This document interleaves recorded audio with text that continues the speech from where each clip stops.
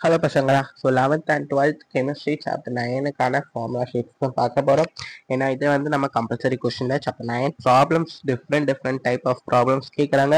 நம்ம ஆல்ரெடி பார்த்தோம் கரெக்டாக. So how to attend compulsory question அப்படின்ற வீடியோ பார்த்தோம். ஸோ அதுக்கான வீடியோ வேணால் கீழே டிஸ்கிரிப்ஷனில் பின் பண்ணி வைக்கிறேன்.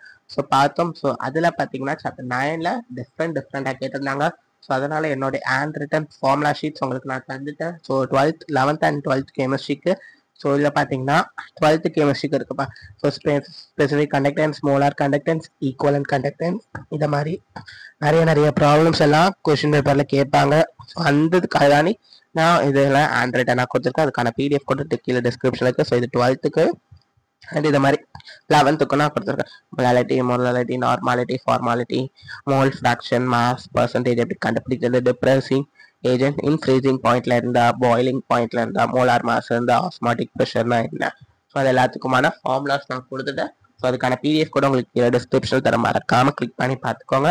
இந்த வீடியோக்கு லைக் பண்ணுங்க. All the best. தேங்க்யூ.